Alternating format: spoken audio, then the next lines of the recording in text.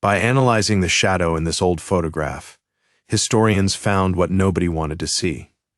Dr. Rebecca Torres had spent 15 long years studying antebellum photography, yet she had never come across anything quite like this. The old daguerreotype rested on her examination table inside Georgetown University's Archive Conservation Lab. Its silver surface shone softly under the bright LED lights. It was a standard family portrait from 1861, the kind she had examined hundreds of times before. The picture showed a prosperous Southern family standing and sitting on the front steps of their large plantation home. The father stood in the middle, one hand resting on a fine walking stick, his face full of quiet confidence and power. His wife sat beside him in a rich silk dress, her hands folded neatly in her lap. Their 4 children, 2 boys and 2 girls between about 6 and 14 years old, stood around them in careful positions. Everyone wore their best clothes. Everyone looked straight at the camera with the serious expression common in that time. Behind them, the big white plantation house rose high, with tall columns and wide porches that spoke of money and high social standing. Rebecca had been asked to check the photo and decide its exact date for a private collector who bought it at an estate sale in Virginia. She finished her first careful look. Yes, it was definitely from 1861, based on the photographic process, the clothing styles, and the photographer's mark. Yes, it was real and in very good condition. She was just starting to write her report when something caught her eye. It was late afternoon.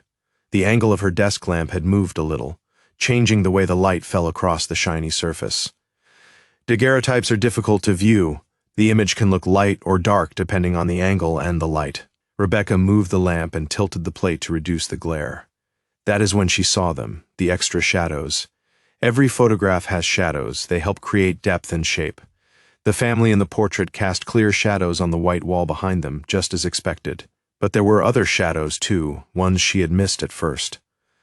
Along the left edge of the picture, where the frame cut off, shadows stretched into the image from outside the camera's view.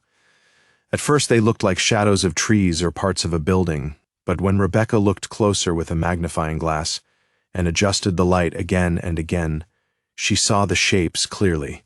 They were human figures, several people walking in a line. Their arms were held out in strange, stiff positions, connected by thin, straight shadow lines.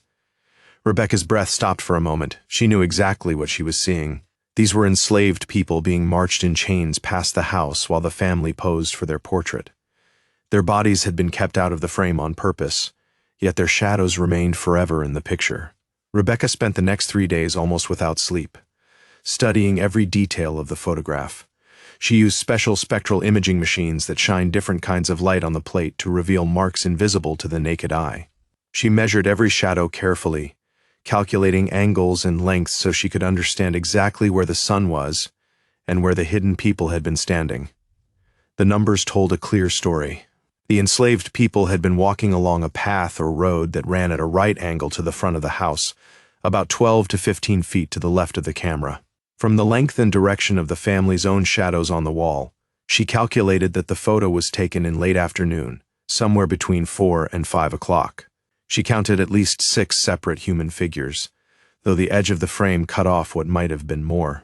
They walked one behind the other, arms stretched forward and back in the exact posture of people locked together in a coffle, a chain gang used to move enslaved people from one place to another, usually as part of the domestic slave trade. The thin, straight lines between the figures confirmed the chains that linked each person to the next. Rebecca had read many old accounts of these coffles. Enslaved people wrote or told of being forced to walk hundreds of miles, chained wrist to wrist or ankle to ankle, torn from their families and sold to distant plantations. The trade was common and brutal, especially in upper South states like Virginia, where owners often sold people to the growing cottonlands of the Deep South. This photograph had captured one of those moments by accident, a coffle passing by while a wealthy family posed to show off their success. The violence that paid for their fine clothes and grand house was happening right at the edge of their family picture. She needed to know who the photographer was and whether he had left the shadows in on purpose or by chance. On the case of the daguerreotype, she found a gold stamp, J. Whitfield, Fine Portraiture, Richmond, Virginia. Her database of 19th-century photographers quickly gave her the name Jonathan Whitfield. He had run a successful portrait business from 1854 to 1864, traveling through Virginia and North Carolina to photograph rich plantation families. His newspaper ads promised dignified portraits for distinguished families and compositions that honor your heritage.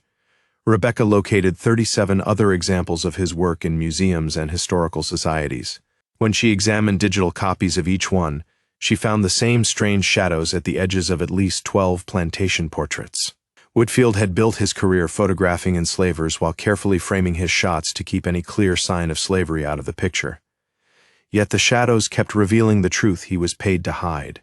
Next, she set out to identify the family in the photo. The collector had bought the plate at an estate sale in Charlottesville, but the earlier owners were unknown. Rebecca studied every visible detail. The house had unusual column designs, window patterns, and decorations. She photographed them all and compared them with known antebellum houses in Virginia. The father wore a signet ring on his right hand. Under high magnification, the design showed a shield with vertical bars and a bird that looked like an eagle, likely a family crest. The oldest boy, about 13 or 14, wore a dark jacket with brass buttons that matched the uniform of Richmond Military Academy. Rebecca sent the pictures and details to historical societies and genealogical groups across Virginia. Within a week, the answers came back. The house was Riverside Hall in Hanover County, about 20 miles north of Richmond. The Hastings family had owned it from 1798 until 1872. The ring matched the Hastings crest, and the boy's uniform confirmed the family. The people in the photo were almost certainly Colonel Edmund Hastings, his wife Margaret, and their 4 children: Robert, Catherine, Edmund Jr., and little Mary.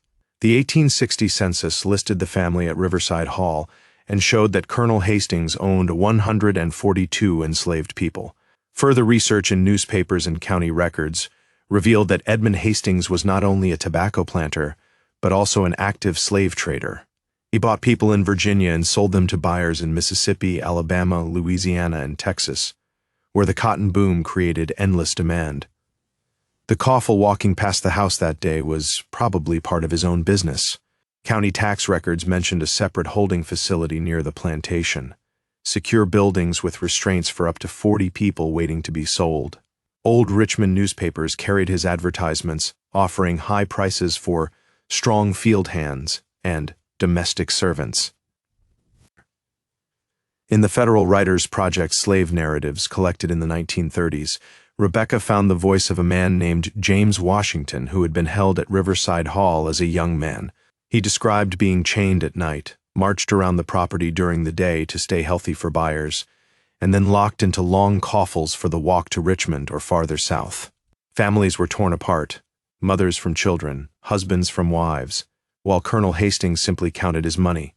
Transportation papers narrowed the date even more. In late September 1861, Hastings signed a contract with a trader named Thomas Barrett to deliver 23 enslaved people to Mississippi. The contract was dated September 18th. The bill of sale was signed on September 20th for $18,400, roughly $600,000 today. The group was to leave Riverside Hall on the morning of September 21st and march the 20 miles to Richmond in one day.